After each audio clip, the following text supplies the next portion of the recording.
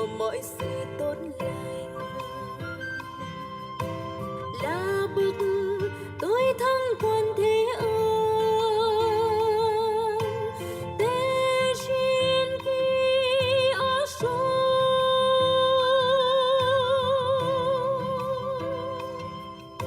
xin thầy lại cõi thế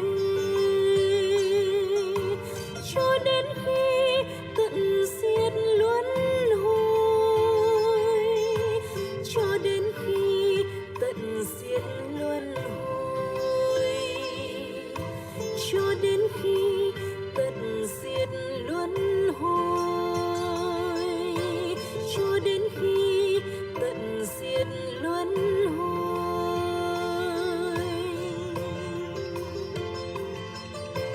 Om Mani Padme Hum. Om Mani Padme Hum. Om Mani Padme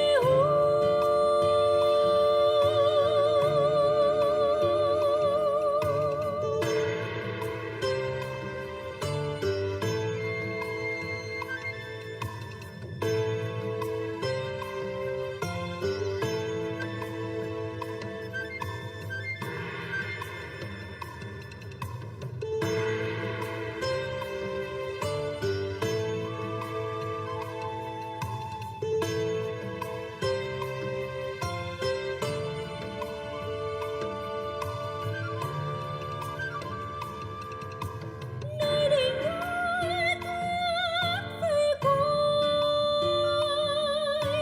có suối nguồn an lạc của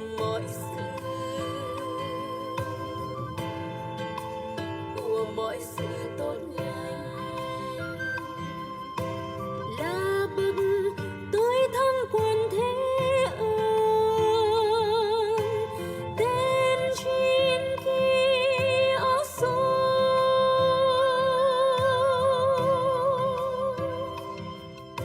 xin thầy lại cõi thế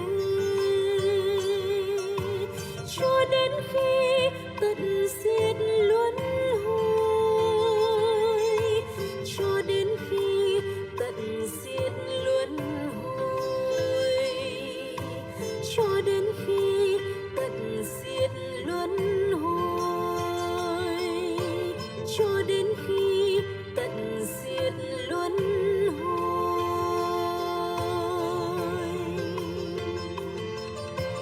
Om Mani Padme Hum. Om Mani Padme Hum. Om Mani Padme Hum.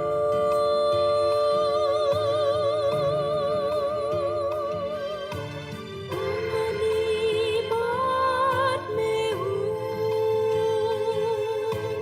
Om Mani Padme Hum. Om Mani Padme Hum.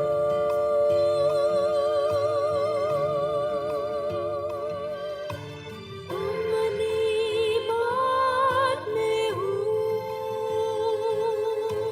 Om Mani Padme Hum. Om Mani Padme Hum.